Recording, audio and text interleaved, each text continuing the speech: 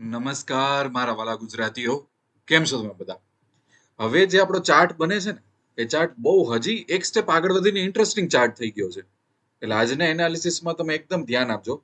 પણ સૌથી પહેલા આપણા મહાનુભાવ છે કે જે એફઆઈ અને ડીઆઈ નો ડેટા સ્ટડી કરી લઈએ. 19 તારીખનો ડેટા અપડેટ થઈ ગયો છે કે એફઆઈ એ નાનકડું સેલિંગ કરેલું છે 525 કરોડ અને ડીઆઈ -237 કરોડ, એટલે 237 કરોડનું સેલિંગ કરેલું છે. નાનું એવું બંને સેલિંગ કરેલું છે, એટલે આપણે એના ઉપર અત્યારે બહુ ધ્યાન નહીં આપી.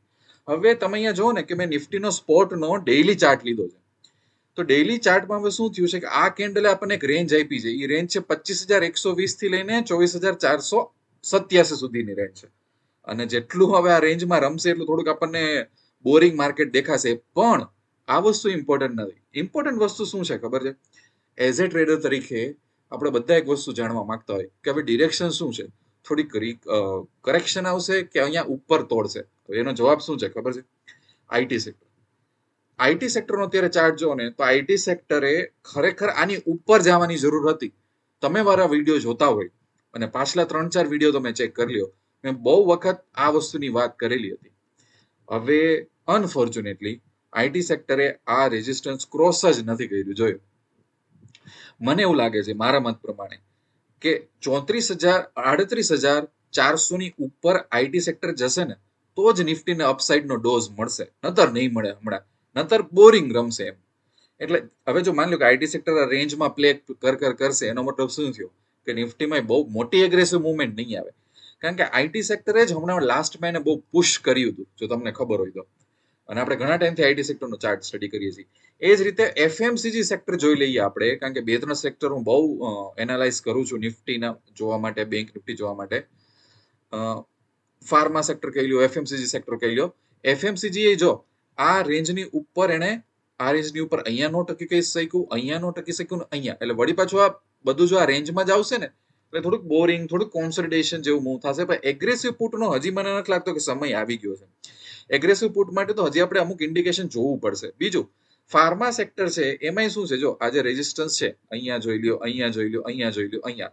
એટલે તમે જોવા જાવ ને તમે તો પ્રોબ્લેમ શું થાય છે ખબર છે કે ત્રણેય સેક્ટરે અપસાઇડ જવામાં થોડુંક એને પ્રોબ્લેમ આવી ગયું છે અત્યારે. બરોબર? એટલે આ ખરેખર આપણે યાદ રાખવા જેવું છે. સેક્ટર્સને તમે આપણે ચેક કરશું ને એટલે આપણને ખબર પડી જશે. એટલે બીજી વસ્તુ બેંક નિફ્ટી. બેંક નિફ્ટીની સ્ટ્રેન્થ ઘણી સારી છે. હજી એમાં નિફ્ટી કરતા તો અહીંયા મને અત્યારે વધારે સ્ટ્રેન્થ દેખાય છે બહુ સરસ રીતે. પણ હું તમને એક બીજી વાત કહું કે બંનેમાં તમે અત્યારે 15 મિનિટનો ચાર્ટ બી જોશો ને બેંક નિફ્ટીનો, તો આજે એને સરસ આ કોન્સોલિડેશન પછી પુશ મારવાની ટ્રાય કરી હતી. પણ થોડું સેકન્ડ હાફમાં અહીંયા રિકવર થઈ ગયું છે, એટલે કરેક્શન આવી ગયું છે સ્ટોક માર્કેટમાં. બરોબર? એટલે હવે અગેન કે હવે માર્કેટ ખુલે તો પછી આપણું વિઝન શું હોવું જોઈએ? અગેન આપણે 1 આવરની કેન્ડલનો બહુ સરસ રીતે સહારો લઈ લેવાનો બેઝમાં, તો આપણને ખબર પડશે કે બાયર્સ નવા આવે છે, એ દિવસે એફઆઈઆઈ બાય કરે છે કે એફઆઈ ને બાય નથી કરવું. જો એટલે આપણને છે ને તરત ખબર પડી જશે. જેમ કે આ દિવસે હું પોતે એગ્રેસિવ પુટમાં ગયો નહોતો, બરોબર છે? એટલે 1 આવરનો ચાર્ટ ઓપન કરી અને જોઈ લેવાનું કે માર્કેટનું બેઝ ક્યાં બનાવે છે નિફ્ટી અને બેંક નિફ્ટી. એ દિશામાં આપણે ટ્રેડિંગનો મોહ વધારે રાખો. બાકી અમુક રેડ કેન્ડલ જોઈને શોર્ટ કરવા જશો તો એકાદ બે દિવસમાં પૈસા બની જશે. પણ જો કંઈક જમ્પ આવી ગયો તો પ્રોબ્લેમ થશે.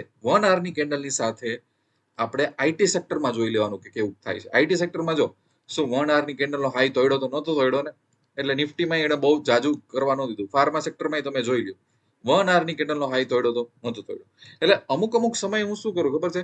1 આવરની કેન્ડલનો હું બેઝ બનાવી લઉં અમુક સેક્ટર્સમાં, અમુક ઇન્ડેક્સમાં. એટલે મને ખબર પડી જાય. કારણ કે જો 2-3 સેક્ટરમાં જો 1 આવરને હાઈ કેન્ડલ અપ જવાની છે ને, એટલે નિફ્ટી બેંક નિફ્ટી ભાગવાના જ છે થોડા ઘણા તો. બરોબર?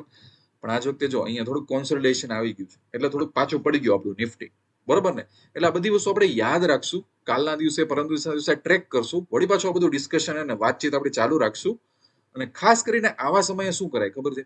જેમ કે બેંક નિફ્ટી સ્ટ્રોંગ ચાલે, બેંક નિફ્ટીના અમુક સ્ટોકમાં ટ્રેડ કરી લેવાના. આપણે સરસ પેટર્ન આપણને મળી જાય, સરસ રીતે આગળ વધી જાય. નિફ્ટીના અમુક હેવી વેટ સ્ટોકમાં તમને સારી પેટર્ન મળી જશે, એમાં ટ્રેડ કરી લેવાનું. મેં આપેલા અમુક સ્ટોક કીધા હતા, અત્યારે અમુક સ્ટોક હું તમને કહું ને તો બહુ સરસ ઘણી વખત પેટર્ન આપી દે છે. તમે અમુક વસ્તુ તમે જોજો, આ ટાટા કન્ઝ્યુમરને દર 2-3 દિવસે તમે ટ્રેક કરજો, બહુ સરસ તમને ટ્રેડ મળશે. જો તમારે શોર્ટ સાઇડના ટ્રેડ લેવા હોય ને તોય તમને અમુક ટ્રેડ બહુ ક્લિયરલી મળી જશે કે કરવા શું માંગે છે. ટ્રેન્ડિંગ એવા સ્ટોક કહું ને હું તમને, રિલાયન્સ લઈ લો, એક્સિસ બેંક લઈ લો, એચડીએફસી બેંક લઈ લો, ટાટા સ્ટીલ લઈ લો. આ બધામાં શું છે, ઘણી વખત ટ્રેન્ડિંગ ડે બહુ સારા મળી જાય આપણને, એટલે એમાં શું પ્રોફિટ કરવાની આપણને મજા આવી જાય. બરોબર, આજનું ડિસ્કશન અહીં સુધી આપણે રાખશું. બીજું કે દર વખતે કહું છું એ પ્રમાણે કે આપણે ઇન્ડિયામાં બહુ સરસ રણભૂમિ ચેલેન્જ સ્ટાર્ટ કરેલી છે, અને આ ચેલેન્જનો હેતુ જ એક છે કે ટ્રેડરને આપણે સાચી દિશા આપીએ. તો તમે મને ટેલિગ્રામમાં કોન્ટેક્ટ કરીને તમારું નામ આપી શકો, તમારું સિટી, તમારી પાસે કેપિટલ કેટલી છે, કેટલો એક્સપિરિયન્સ છે, તમારું ફોકસ ઓપ્શન બાઇંગમાં છે, ઓપ્શન હેજિંગમાં છે, એક્સપાયરીમાં છે, સ્વિંગમાં છે, શું છે. તો તમને એક મારી બહુ સરસ હું સ્ટ્રેટેજી આપીશ. તો ઘણી વખત ટ્રેડરને ખબર જ નથી હોતી કે સ્ટ્રેટેજી કઈ રીતે કામ કરે, ટ્રેડ કેવી રીતના પડે, એન્ટ્રી એક્ઝિટ ક્યાં હોય, એક રિલાયબલ સ્ટ્રેટેજી કેવી દેખાય. એમાં કોન્ફિડન્સ આવે તો જેની ઓછી કેપિટલ છે એ લોકો જોઈન કરી શકે મંથલી ઇન્કમ વર્કશોપ, કે જેમાં હજી બીજી અમુક સ્ટ્રેટેજી હું શીખવાડું છું. આનું પર્સનલ ટેલિગ્રામ ગ્રુપ બી છે. અને જેની સારી કેપિટલ છે એ લોકો હેજિંગમાં જોડાઈ શકે. હેજિંગમાં નોન ડિરેક્શન અને ડિરેક્શન બંને ઉપર આપણો ફોકસ છે. આનું બી પર્સનલ આપણે ટેલિગ્રામ છે પ્રાઇવેટ, કે જ્યાં ટ્રેડર સાથે હું ટચમાં રહું છું. બરોબર, આખો અપ્રોચ આ રીતે છે સિસ્ટમેટિક, કોઈ શોર્ટકટ કે ટિપ્સ કે કોર્सेस હું આપતો નથી. તો આના માટે કોન્ટેક્ટ કરવો હોય તો પૈસા તો બનેગાની સાઇટમાં જઈ અને તમે કોન્ટેક્ટ કરજો. બધી જગ્યાએ મેં ટેલિગ્રામની લિંક આપેલી છે. બરોબર, હજી મજા આવશે આપણને. કાલના દિવસમાં હજી આપણને બહુ મજા ક્લેરિટી મળશે. અગેઇન માર્કેટ શરૂ થાય એટલે તરત ટ્રેડ નહીં લેવા માંડવાના, જોવાનું કે માર્કેટ શું કરવા માંગે છે, એ રીતે આપણે આગળ વધવાનું. મળતા રહેશું રોજના વિડીયોમાં. ત્યાં સુધી wish you lots of love and happiness.